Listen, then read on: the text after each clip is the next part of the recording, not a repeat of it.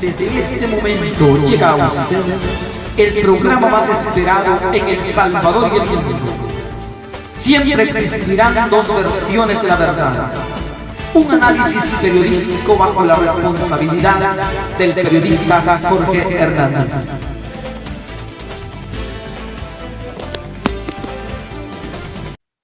Muy buenas noches a toda nuestra estimada audiencia que nos da la oportunidad de llegar hasta el seno de sus hogares por medio de esta transmisión. En esta noche tenemos como invitado al licenciado Ronald Umaña y que en esta ocasión tenemos el privilegio de tenerlo con nosotros. Sea bienvenido. Bueno, gracias, muy amable por la invitación. Es un gusto estar con tu audiencia, hombre. Y mira, yo soy licenciado en Ciencias Políticas, no jurídicas. O sea, no soy abogado, soy politólogo. Así que, y que sí he trabajado duro en la política toda mi vida, ¿oíste? Soy un animal político, ¿verdad?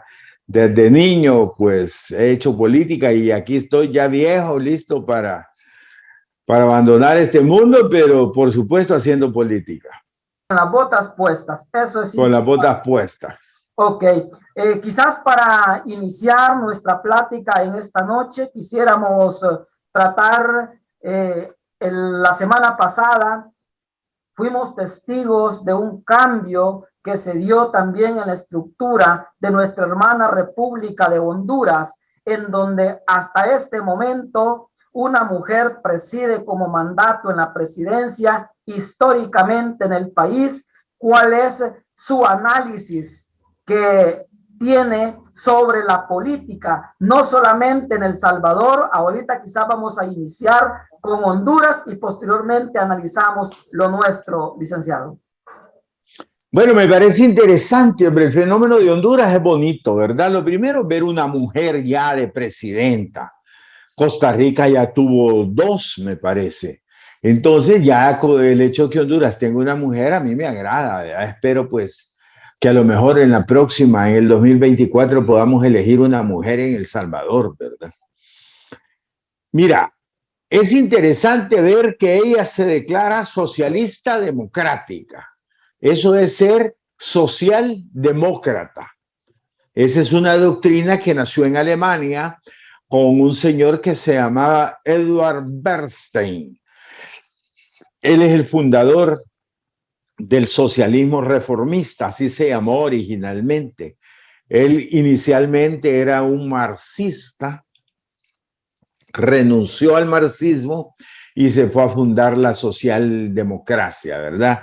Hizo una revisión total del marxismo y hizo su propio socialismo reformista, que se llamó.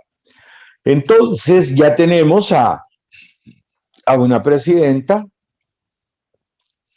de izquierda democrática. Y yo estuve observando el discurso y está siendo ella bien congruente con su doctrina. Cuando digo que está siendo congruente es porque está hablando de acuerdo a sus principios políticos. Primero dijo que no se va a reelegir, no quiere reelección, no quiere ser dictadora, o sea, es una mujer democrática. Cuando termine su periodo habrán elecciones y ella va a entregar el poder a quien gane. Eso es ser democrático, ¿verdad? Eso es importante. Bueno, lo de socialista, mira, tuvo una acción que me encantó. A 1 millón de familias ya no le van a cobrar la energía eléctrica en Honduras. 1 millón de familias hondureñas. O sea, el millón de familias más pobres de Honduras no van a pagar energía eléctrica, no van a pagar la luz, como decimos nosotros acá. ¿Y de dónde van a sacar el dinero para subsidiar a los pobres? Lo van a sacar de los grandes consumidores, o sea, los que consumen más van a pagar por los pobres que consumen menos. Eso es fabuloso, esa es una gran ayuda a los pobres hermanos hondureños. Al contrario de El Salvador, ¿verdad? Acá le estamos subiendo el 14% a la energía eléctrica. Aquí es al revés. Aquí los más pobres pagamos la energía de los que más consumen. Los que menos consumimos pagamos lo de los que más consumen. En Honduras ya ella dio su anuncio y me pareció fabuloso y me parece adecuado a su pensamiento político. Además de eso, dijo de que iba a haber separación de poderes, que iba a haber respeto a los derechos humanos, que iba a haber Estado de Derecho, cosa que aquí lo hemos perdido. El 1 de mayo perdimos el Estado de Derecho, perdimos la República cuando le dieron golpe de Estado a la Sala de lo Constitucional, cuando le dieron golpe de Estado a la Fiscalía, se nos perdió la República. Entonces ella está haciendo, dijo que va a hacer todo lo contrario a lo que aquí el presidente Bukele está haciendo. Entonces eso me entusiasma, me agrada ver de que todavía hay gente democrática en Centroamérica, porque Juan Orlando Hernández, el presidente que va de salida en Honduras, él se quedó un periodo más. Él no podía haberse reelegido, pero hicieron un montón de marufas, de triquiñuelas, y se quedó un periodo más. Ella dijo claramente que no, ¿verdad? Otra cosa, deroga todas las leyes que hizo Hernández, ¿me entiendes? O sea que va a haber un ordenamiento jurídico. En Honduras hay unas cosas que se llaman sedes, ciudades de economías especiales, algo así le llaman. Esas son lugares, son porciones del territorio donde llega y se instalan fábricas de otros países y el Estado no tiene ninguna injerencia adentro. Es como otro país dentro del país. No pagan impuestos, hacen lo que quieren, ellos mandan, ellos ponen su propia seguridad. Es como lo que quieren hacer los chinos aquí.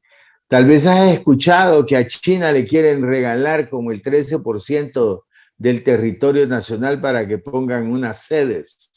Ella derogó eso. En Honduras ya habían, y entonces dijo que eso se acababa, ¿verdad? Entonces, el discurso de ella me pareció un buen discurso, me pareció un discurso democrático, republicano, y que va a buscar un Estado de Derecho y una democracia en Honduras. Pues vaya, para mí, para mis hermanos hondureños, pues un abrazo de felicitación porque creo que eligieron una mujer correcta. Ojalá y no nos mienta, ojalá y no nos mienta.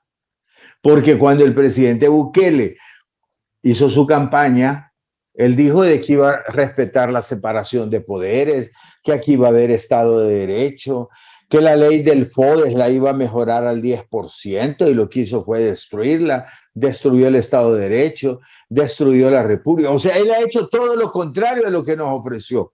Espero pues que la señora Xiomara, es verdad, sí, que Xiomara pues le cumpla a los hondureños, ¿verdad? Por el bien de Honduras, por el bien de ella y por el bien de la historia de la democracia en Centroamérica. Así que ese sería mi comentario al respecto. Ok. En la política que ella va a desarrollar, a implementar, está retomando parte también de lo que Mel Zelaya en su momento hizo con la gente más vulnerable, o sea, con la gente pobre de Honduras. Si usted es testigo y recuerda que también cuando el presidente Mel Zelaya estaba gobernando Honduras, había dado la oportunidad de que por un año las personas de escasos recursos no pagaran energía. Y me imagino que es parte también del mismo proyecto que ella está retomando lo que antes hizo el presidente cuando estaba en ese entonces, que fue también que le dieron golpe de Estado. Ahora bien, para ir cerrando quizás este punto con Honduras, quisiera preguntarle cómo mira usted las relaciones entre El Salvador con Honduras, ya que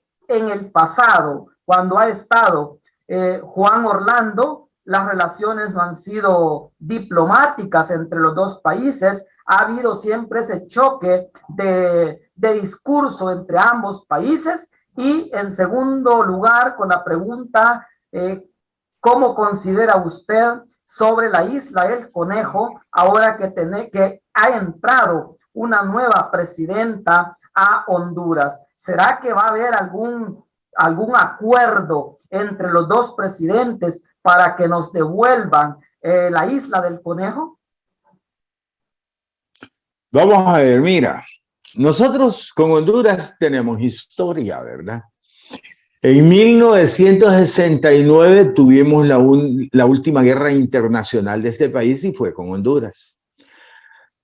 Como siempre, las guerras internacionales no son por intereses de los pueblos, ¿verdad? No es por intereses de la gente. Aquí había un tratado que era de integración centroamericana, se le llamaba. Era un tratado económico donde los países centroamericanos estaban integrados económicamente. Entonces nos movilizábamos de un país a otro, todos. Costa Rica, Nicaragua, Guatemala, Honduras, El Salvador. Íbamos a comprar allá, veníamos a vender aquí, comprábamos aquí, vendíamos allá. La gente compraba tierras en el país donde quería estar, cultivada. Y llegó un momento en que nosotros, los salvadoreños, pues ya habíamos comprado muchas tierras en Honduras. Ya sembrábamos mucho en Honduras, producíamos mucho en Honduras. Ya ves que este pueblo es tremendamente trabajador, ¿verdad? Laborioso los salvadoreños. Pues un día de tanto vinieron los oligarcas, porque hay oligarquías en cada uno de nuestros países. Entonces las oligarquías criollas se pusieron de acuerdo y dijeron que no convenía, que El Salvador estaba creciendo mucho y se iba a terminar comiendo Centroamérica. Nos llamaban en ese momento el Japón de Centroamérica, a nosotros. Entonces decidieron montar una guerra para destruir el mercado común centroamericano. Entonces inventaron un partido de fútbol, que eso no nos va a llevar jamás a una guerra, ¿verdad? Se inventaron eso, hicieron unos grupos paramilitares en Honduras que le llamaron la Mancha Brava y empezaron a matar y a perseguir salvadoreños. Los salvadoreños salieron huyendo de Honduras. Te hablo de 100,000 salvadoreños se vinieron, dejaron sus casas, sus tierras y comenzó la guerra de las 100 horas, que le llamaron la guerra del fútbol. Pues de ahí para acá quedamos separados como pueblos, ¿va? Como pueblos hermanos. Y fíjate que paradójicamente, digamos, somos los dos pueblos que más nos parecemos. Honduras con El Salvador, hablamos igual, tenemos más o menos las mismas costumbres, el tono de voz es el mismo. No es como los guatemaltecos, ¿verdad? Que tienen un tono de voz diferente, los nicaragüenses también. Pues entonces, esa es la historia. Entonces hemos quedado ahí siempre separados, ellos no nos ven bien, nosotros tampoco. Espero yo que la llegada de la presidenta pues ayude a limar asperezas. El problema es que el presidente Bukele es demasiado conflictivo. Nosotros no tenemos buenas relaciones con Estados Unidos, no tenemos buenas relaciones con México. No tenemos relaciones con Guatemala, con Nicaragua, con Honduras, con Costa Rica, con Panamá, con Venezuela. Imagínate, ya te mencioné 8 países, los 8 países que están alrededor nuestro. Con todos ha tenido conflicto el presidente Bukele. Lo peor de todo es tener conflicto con Estados Unidos, ¿verdad? Eso es lo peor, eso es lo menos inteligente que he visto. Pero siguiendo con el tema de Honduras y el Golfo y la isla, mira, tú has escuchado hablar del trifinio, a esta montaña que está aquí, que es Guatemala, Honduras y El Salvador, y la manejamos los 3 países. Eso deberíamos de hacer en el Golfo. Nicaragua, Honduras y El Salvador, que somos los 3 países que damos al Golfo, deberíamos de explotar el Golfo en conjunto, las 3 naciones. Nosotros tenemos un puerto ahí tirado en la Unión. Honduras ha hecho una carretera desde el Golfo hasta el Atlántico. Nosotros con nuestro puerto podríamos utilizar esa carretera de Honduras, llegar a un acuerdo con Honduras para trasladar mercadería del Pacífico al Atlántico y del Atlántico al Pacífico. Me da la impresión de que Honduras quiere hacer un puerto, por eso les urge la isla Conejo, para tener soberanía. Quieren hacer un puerto ahí, no habría necesidad, ya está el puerto de la Unión, todo es de ponernos de acuerdo en cómo hacerlo. Ir a Estados Unidos y decirle a Estados Unidos, queremos hacer un trifinio en el Golfo de Fonseca y queremos tener un canal seco para unir el Océano Pacífico con el Océano Atlántico y poder competir con Panamá.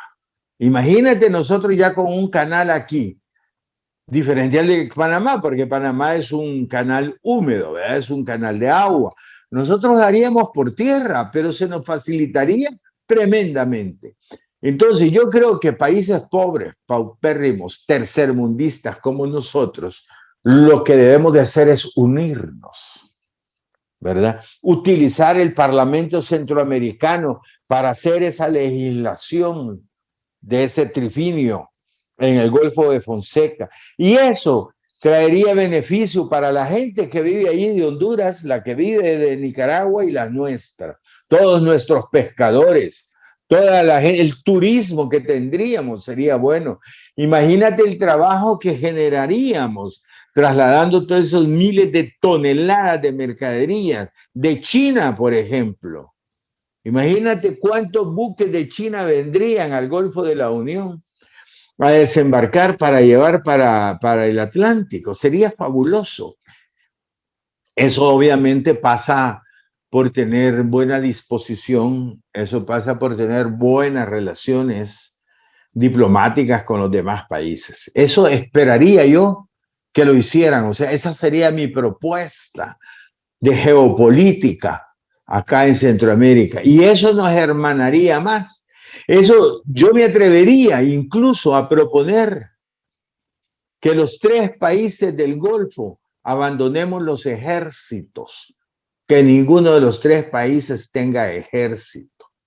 E invitaría a Guatemala que abandonen el de ellos. Y entonces podríamos tener un área de paz en el mundo. Declarar Centroamérica un área de paz, dejar los ejércitos y comenzar a utilizar lo que gastamos ahí en la educación de los niños de nuestros países. Eso sería fabuloso, eso desarrollaría a estos pueblos. Entonces, eso sería algo de aprovecharlo, algo único, ¿me entiendes? Claro, esto pasa por tener una tolerancia, por poder tener buena diplomacia, por pensar en el futuro y por pensar en los 3 pueblos, ¿verdad? Así que no sé, esa sería mi propuesta y mi análisis al respecto del Golfo. Prácticamente hay en el fondo algo similar a lo que estaba esperando Morazán que se hiciera entre las 5 repúblicas hermanas, de tener esa relación. Pero también hay algo importante que vamos a tocar. Creemos perfectamente, y usted que conoce mejor en la política, que nuestro país prácticamente estamos divididos por una ideología. Y qué triste es ver, licenciado, de que entre nuestros mismos hermanos se siembra el egoísmo. Pero lo más triste es cuando nosotros como hermanos nos prestamos también a dejarnos arrastrar por aquellos gobiernos que nos infunden el egoísmo, el rencor, solamente por no pensar como ellos piensan. Lamentablemente, este problema no viene de ahora. Este mismo problema de las ideologías nos vino a dividir y terminamos también en un conflicto armado con más de 75,000 personas que murieron en la Guerra Fría, en el mismo conflicto entre nuestros mismos hermanos. Y más tarde nos damos cuenta que, por una parte, nos pusieron en contra los pobres, en contra de los ricos, y los militares en contra de los mismos pobres. Esas ideologías vienen fracasando durante la historia, Y ahora, hoy en el siglo XXI, en el año 2022, que creeríamos nosotros, y quizás yo pensaba, de mi punto de vista, que habíamos aprendido la lección, pero venir a darnos cuenta ahora que los políticos vuelven a sembrar la cizaña, el egoísmo, y nos quieren poner en contra de nuestros mismos hermanos solo porque no pensamos como ellos quieren pensar. Yo creo que aquí estamos, licenciado, en un problema grave con aquellos que se están dejando llevar y se vuelven enemigos aún de sus mismos familiares porque pertenecen a una ideología diferente. Mira, tú acabas de hacer un análisis correcto, perfecto de la situación. El problema es que hemos caído, bueno, hagamos la historia, hagamos el marco. Yo nací en una dictadura, ¿verdad? Una dictadura que ha sido la dictadura más larga de América Latina. 60 años, desde 1932, cuando Martínez la instaló, una dictadura militar, hasta 1992, que firmamos los acuerdos de paz. 60 años de dictadura. Los militares, cabal, sometían al pueblo con las armas. Ellos estaban al servicio de la oligarquía. La oligarquía era la que dominaba a los militares y ponía los presidentes y hacían fraudes y no dejaban de que la democracia avanzara. Por eso fuimos a la guerra. 22 años de guerra, desde 1970 hasta 1992. Gracias a Dios nadie la ganó, sino que hubo un empate. En el empate de la guerra, el acuerdo fue, vayamos a la democracia. Entonces hemos estado viviendo 30 años en democracia. Y eso nos mejoró bastante la situación. Claro, 30 años de democracia es nada en la historia de un pueblo, ¿verdad? Pero es la base para seguir avanzando, porque la democracia es un sistema tan bonito que no es perfecto, sino que es perfectible. O sea, el pueblo tiene que ir trabajando a diario para ir mejorando su democracia e ir viviendo mejor. Pero más sin embargo, existe una teoría política que se llama el populismo, los populistas, que se aprovechan de cualquier cosa para llegar al poder y sobre todo se aprovechan de la democracia para llegar democráticamente al poder, quedarse en el poder, afianzar todo el poder y volverse dictadores y no irse del poder. Y en eso estamos. ¿Cuál es la base del populismo? El odio, como tú lo mencionabas. Dividir a la sociedad entre buenos y malos. ¿Verdad? Entonces, mantener el odio entre hermanos, entre familias, eso es, de eso viven los populistas, de eso se mantienen. Y así ganan las elecciones. Esto viene desde Hitler, ¿verdad? Desde los nacionalsocialistas de Alemania. Allí fue donde se implementó brutalmente el populismo político. Y desde allí estamos a estas alturas. Nosotros, Venezuela es un caso típico, Nicaragua igual, y ahora pues El Salvador está cayendo en eso. Entonces nosotros, para que aprendamos la lección, como tú decías, debemos que cuando salgamos de este problema en el que estamos, debemos de educar a los jóvenes, a los niños en democracia. Enseñarles democracia a todos los niños, porque no hay problema que tú y yo pensemos diferentes, que podamos debatir, dialogar, discutir y llegar a conclusiones. Esas conclusiones son las que le sirven a la democracia. Pero si yo voy a tener odio hacia ti, tú vas a tener odio hacia mí, entonces eso nunca se va a resolver. Al contrario, el problema va a ser más grave. Y va a venir otro en medio de nosotros dos y se va a aprovechar del odio que tenemos los dos. Y él va a sacar la ganancia. Entonces hay que educar en democracia a los niños, a los pueblos. Hay que ponerlos a los niños en las escuelas a que hagan elecciones, que tengan candidatos, que voten en la escuela, que se democraticen naturalmente. que entiendan que la democracia hay que defenderla, que la democracia nos mantiene viviendo en paz, en justicia, en igualdad.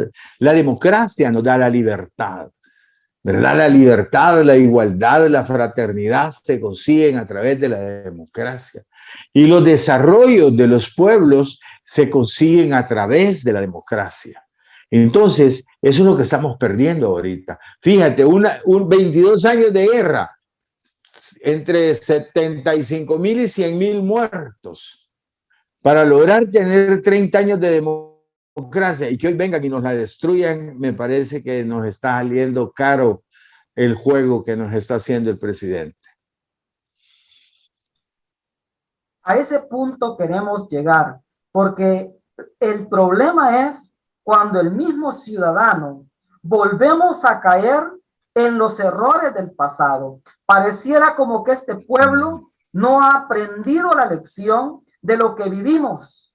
Estamos prácticamente en una generación bastante joven, pero esto no nos viene a limitar para que nosotros olvidemos o no aprendamos a leer lo que fue la historia dentro de nuestro país. Para poder construir un país en democracia, se vivieron una infinidad de muertos.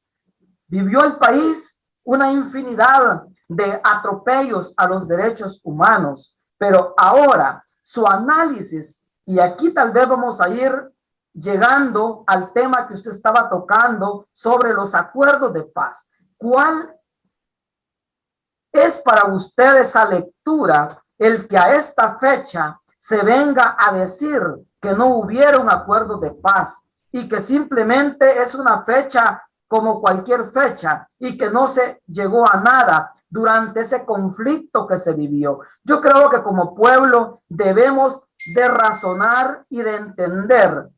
Cierto es que tal vez los acuerdos de paz no vinieron a traer un beneficio en su totalidad como la población o como los pobres esperaban. Pero quiérase o no, bien o mal, cesaron las armas y terminaron la guerra que se vivía, en donde se vivió la incertidumbre de que el escuchar un canto revolucionario o de una ideología diferente, eso podía costar la muerte de miles de campesinos y de muchas familias, y ese problema nos llevó durante muchos años. Entonces, venir a decir ahora de que los acuerdos de paz en realidad no existieron, creo que tenemos que ser analistas en el fondo del significado que se vivió en esos acuerdos.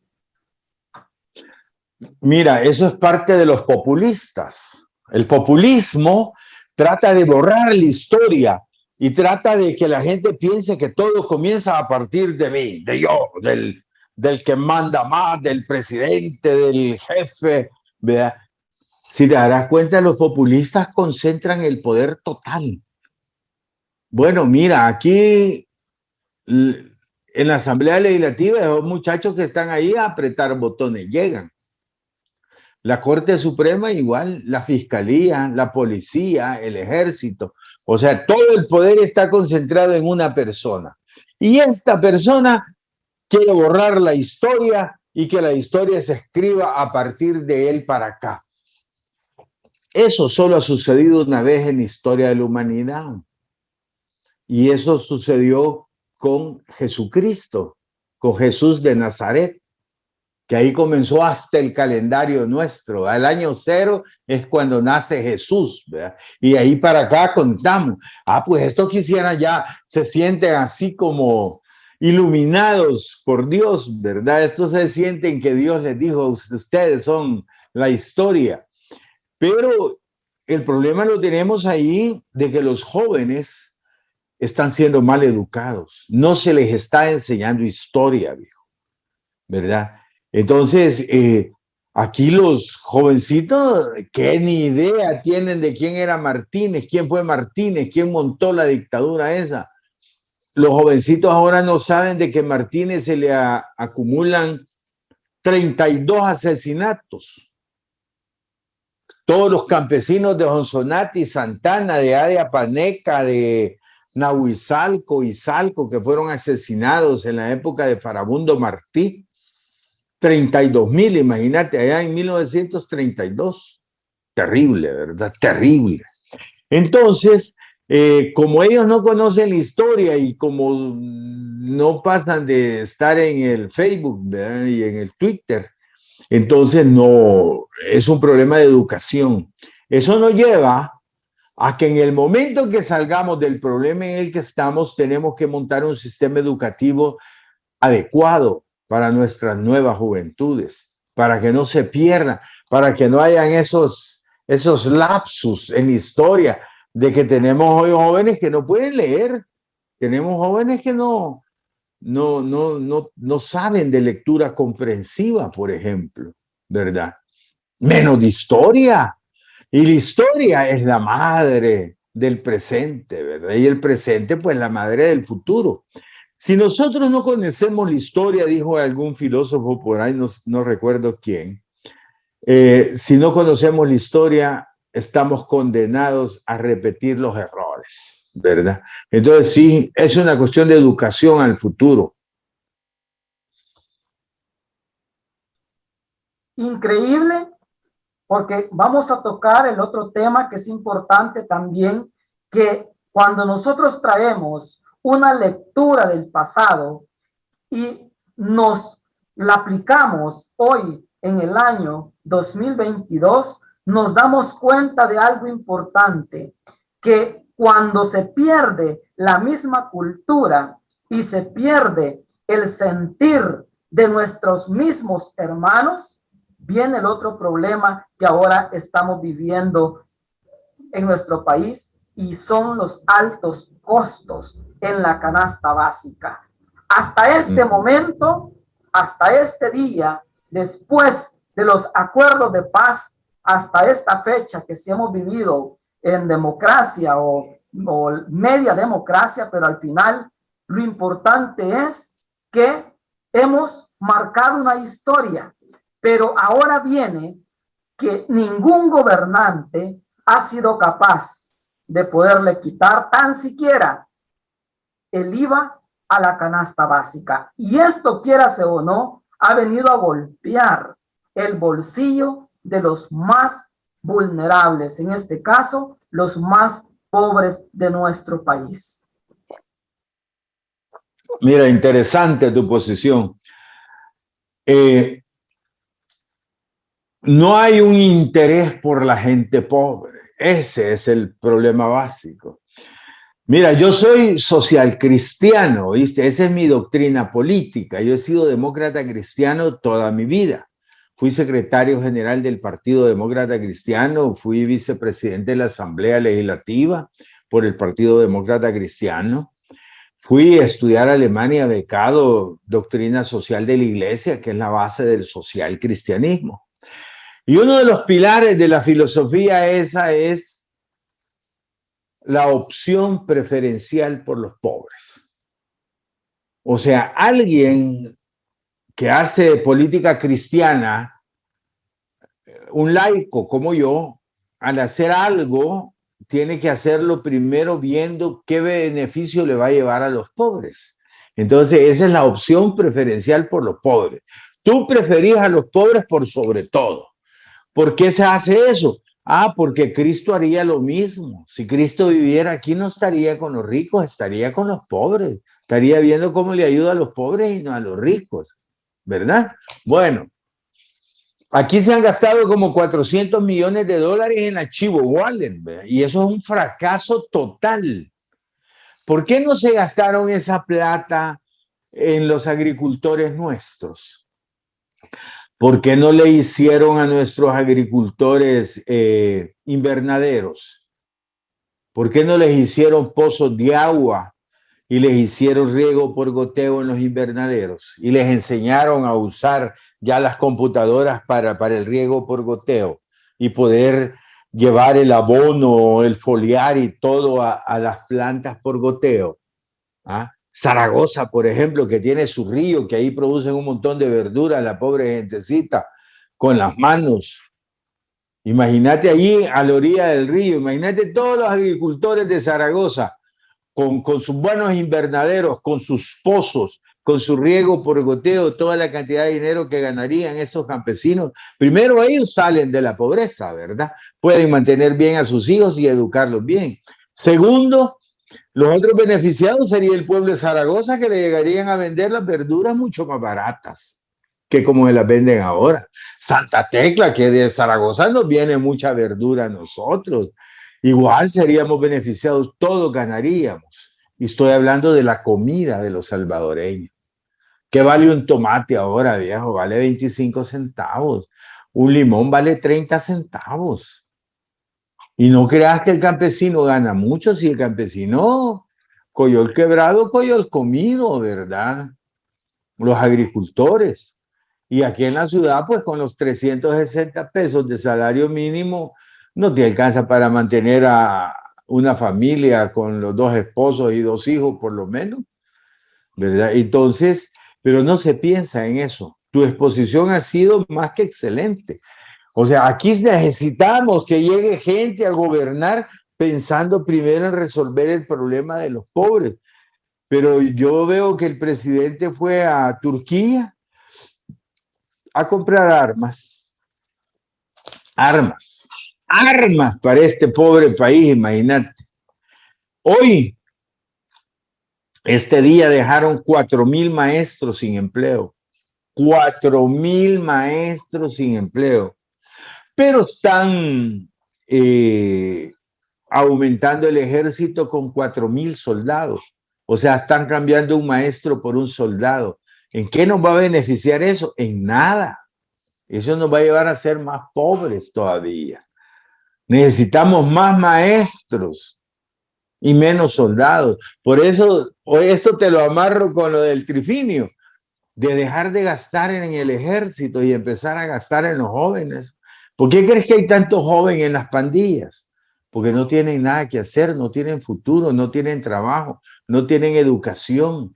El año pasado se quedaron 800,000 niños sin matrícula en el país. 800,000, imagínate el futuro que nos espera, el futuro que les espera a ellos. Cuando un joven de 16 años ya no va a la escuela y no tiene trabajo en su pueblo, solo le quedan 2 opciones: o irse a Estados Unidos de Norteamérica mojado, o meterse a una pandilla. ¿Verdad? No le queda más. ¿Qué va a hacer en un pueblo si no tiene trabajo ni educación? O entra a la pandilla o se va para Estados Unidos. Entonces tu pueblo lo estás perdiendo, pues no estás aprovechando la riqueza que es tener un pueblo tan trabajador como el pueblo salvadoreño. En ese marco del cual vamos nosotros analizando y que usted pues está dando su punto de vista sobre los procesos que estamos viviendo en nuestro país, ¿cree que es importante o será posible el poder establecer un precio básico desde ya, y que será importante establecérselo, diría yo, un precio básico a la canasta básica, para que esto no venga a golpear más el bolsillo de los salvadoreños? E incluso también vemos importante, no sé usted cómo lo analiza, el poder ponerle también un límite al precio del agua. Si es que el agua cada día más es un negocio, es un comercio en donde las embotelladoras están haciendo millones de dinero con el agua. Vaya, mira, ahí hay 2 temas en lo que tú has planteado. Vamos a ver. A la canasta básica, si querés quitarle el IVA, por supuesto, ¿verdad? Se hace un listado de los artículos que no tendrán IVA y eso tiene que ser la canasta básica. Hablo de que el maíz, hablo del trigo, de la manteca, del aceite, de la levadura, de todo lo que sirve para hacer el pan francés, el pan de dulce, las tortillas. Hablo de todas las verduras y las hortalizas, tomates, cebollas, chile verde. Eso no debería de tener IVA. Dejarlo con precio libre, pero ayudarle a los agricultores. regalarles la semilla, regalarles el abono foliar, hay que hacerles los invernaderos, hay que ponerles el riego por goteo y dejarlos que se desarrollen. ¿Me entiendes? Entonces eso va a hacer que nuestros agricultores ganen dinero y que la comida nos llegue más barata a la mesa a nosotros y de mejor calidad. Porque si tenés invernaderos no vas a necesitar insecticidas, sino que eso con insecticidas naturales se arregla. Eso significa que habrán menos cánceres. Las mujeres tendrán menos cáncer de mama, por ejemplo, porque ya no van a estar comiendo insecticidas, sino que solo solo verduras naturales, ¿verdad? Entonces, eso es correcto. Por el otro lado, el agua. El agua hay que clasificarla de entrada. El agua no es una mercadería. El agua es un derecho humano. Y así hay que verlo. Pero lo que tú decís es cierto. Si aquí acaban de privatizar el agua. O sea, aquí a una fábrica de cerveza, a una fábrica de gaseosa o a una embotelladora de agua le sale más barato el metro cuadrado a ellos que lo que te sale a vos o de lo que me sale a mí o a cualquier amigo de Zaragoza. Pagamos más nosotros por el agua de nosotros que el agua que le venden a una fábrica de cerveza. Entonces, ¿qué sucede? Que ellos se hacen millonarios y cuando se termine el agua, ¿ah? Porque así como la están explotando, dentro de unos 10 años vamos a tener unos problemas de agua de consumo terrible. ¿Por qué? Porque ellos deberían de pagar el precio justo y correcto por esa agua que usan industrialmente. ¿Para qué? Para que esos impuestos les sirvan al pueblo, al país, al Estado, para reforestar las cuencas de los ríos, para que podamos recibir bien el agua, para que no la perdamos. Pero vos sabés que nosotros tenemos el 100% de los ríos contaminados. Aquí no hay un río que sea de agua potable. Entonces, eso hay que cambiarlo, porque si no, se nos va a acabar el agua. El EMPA se nos está muriendo. El día que el EMPA se muera, nos morimos nosotros. Hay que reforestar esas cuencas. Hay que sembrarle los árboles adecuados a cada uno de los ríos de este país. Y eso podría hacerse un gran proyecto precioso. Vamos a ver, el río de Zaragoza. ¿Cómo se llama? ¿Zaragoza se llama? Hay dos ríos, San Antonio, Jute y otro río aledaño que es Chilamas. Chilama es el otro, es cierto. Bueno, imagínate los 3 ríos. Bueno, los vamos a reforestar. ¿Quién tiene que ser el encargado de supervisar eso? La alcaldía. La alcaldía. Con dinero del FODES. El FODES que ya lo asesinaron, ¿verdad? Pero debería estar el FODES. Con esa plata se ponen los supervisores y te contratan los agrónomos, ¿verdad? Para poner el árbol que se necesita. Porque cada río, cada región tiene sus propios árboles, sus propias cualidades. Entonces, agarrás a todos los jóvenes que no tienen trabajo y les das trabajo para que vayan a sembrar las plantas. Esos jóvenes que están proclives a entrar a las pandillas, llévatelos a trabajar. Y los que ya están en las pandillas, ofrecerles trabajo.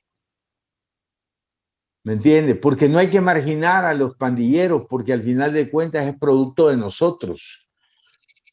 Nosotros hemos creado eso. Hay que ver cómo solucionamos. Y para solucionarlo, hay que darles trabajo. Además de eso, hay que cuidar a esos jóvenes a la orilla de los ríos, ¿verdad? Por el mismo problema de las pandillas. Ahí puedes usar el ejército, la policía, para que ande vigilando a donde están sembrando los árboles, para que vigilen los árboles.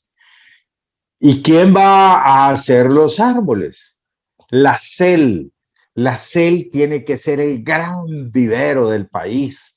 La CEL en todas las propiedades que tiene el país tiene que ser viveros inmensos Porque acordate que le vamos a reforestar el EMPA a la CEL para que todas las presas den mayor energía eléctrica y tengamos energía eléctrica más barata. La que hoy tenemos es carísima, ¿verdad? Entonces, ¿qué es lo que estás haciendo? Estás llevando trabajo al municipio. Le estás dando trabajo a los jovencitos que no tienen, a los que están proclives a ir a las maras, a los que están en las maras. Estás contratando profesionales porque estás llevando ingenieros agrónomos a trabajar. Vas a tener que tener gente para que te esté regando los arbolitos cuando están recién sembrados, que necesitan cuidado, de hierbado. Entonces estás generando fuentes de trabajo y además de eso estás generando agua. Generar agua es generar vida. ¿Me entiendes? Entonces, ¿de dónde tiene que salir esa plata? Del agua que agarran las envasadoras, las fábricas de cerveza, las fábricas de gaseosa. Porque si le van a querer sacar eso al agua que tú consumes o la que yo consumo, le van a subir más el precio, pues no se vale, ¿verdad? Le van a estar regalando el agua a la fábrica de cerveza a costillas nuestras. O sea, los miserables vamos a estar subsidiando a los millonarios. Eso debe de cambiar. La opción preferencial por los pobres es la mejor idea que le podemos vender a un país de gente pobre como el nuestro. Bien, para ir cerrando ya nuestro programa, quisiéramos también que usted, ¿cuál es el llamado que usted le hace a la población en general, a los jóvenes, a los adultos, a toda nuestra gente, tanto la que está en nuestro país como también la que está fuera de nuestras fronteras patrias? Hay varios temas que vamos a ir tocando, pero creo que el tiempo no nos alcanza para tocar tanto tema. Aquí no hemos tocado el tema que de los agricultores, no hemos tocado el tema del FODES, no hemos tocado tantos temas que hasta este momento son importantes que los toquemos, como el tema de la migración, que también es parte de nuestro hacer diario, que a diario de aquí están saliendo muchas personas a los Estados Unidos, pero son temas que los vamos a ir tocando en el transcurso del análisis que vayamos teniendo en los próximos programas con usted. Quisiera, para recapitular sobre lo que esta noche hemos hablado, cuál es el llamado que usted le hace a la población, incluyendo también a los gobernantes, a los políticos que están en la asamblea, que están en la presidencia, incluyendo también a la misma sala, que es parte también de los poderes de nuestro país. Bueno, mira, vamos a partir de algo. Este país está quebrado económicamente, solo falta que colapse, ¿verdad? Bueno, a partir de eso, ¿qué es lo más importante? Cuidar la democracia, que ya no la tenemos. Entonces hay que rescatarla, hay que ir por la democracia. Eso significa que en el 2024 hay que votar de una manera diferente. No hay que entregarle nunca más, jamás, todo el poder a un solo partido. El gran error fue haber entregado la Asamblea Legislativa, que nos hicieron fraude y engaños y todo, está bien, pero que no vuelva a pasar, que no vuelva a pasar. Y algo que debemos de tener claro es que no debemos de permitir la reelección presidencial. Eso no puede ser, porque si eso llega a suceder, vamos a pasar, sepa Dios cuántos años, y a lo mejor vamos a necesitar otra guerra después para poder solucionar ese problema. Así que yo invito a toda tu audiencia a que pensemos en democracia. Podemos pensar diferente, por supuesto, pero eso no tiene que darnos para odiar a nadie, y menos a nuestros amigos, y menos a nuestros parientes. No. Tú y yo podemos pensar diferente, discutir y todo, y sacar buenas conclusiones. Un día tú me vas a convencer de algo, otro día yo te convenzo de algo, y así vamos mejorando los dos. Pero si yo voy a empezar con odio y voy a descalificar lo que tú decís, y como lo hacen los troles famosos del gobierno, ¿verdad? Que solo están ahí para insultar y para amenazar, pero no aportan nada. Entonces eso no se vale. Yo creo que es el momento que tenemos que dejar el odio, que tenemos que amar a nuestro prójimo como a nosotros mismos, como la enseñanza que Jesús nos dejó para poder salir adelante. Así que buenas noches y gracias por la invitación de nuevo. Yo creo que cada 2 semanas podemos estar haciendo un programa, ¿oíste? Y por sobre todo un abrazo para tu audiencia, un abrazo fraternal para Zaragoza. Quiero decirles que somos vecinos, yo vivo aquí en Santa Tecla, así que desde aquí pues reciban un fraternal abrazo de parte mía. Muchas gracias, licenciado, y gracias también a nuestra audiencia por habernos dado la oportunidad de poder llegar con este análisis hasta donde usted se encuentra. Le agradecemos mucho por esa preferencia que tiene hacia nuestro medio y muchas gracias también a usted, licenciado, por el tiempo que nos ha regalado para poder compartir este análisis. Desde ya le agradecemos mucho y desde ya también le hacemos la invitación a que siempre nos acompañe en otros programas más. Muchas gracias y feliz noche. Feliz noche. Desde este momento llega a usted el programa más esperado en El Salvador y el mundo. Siempre existirán 2 versiones de la verdad. Un análisis periodístico bajo la responsabilidad del periodista Jorge Hernández.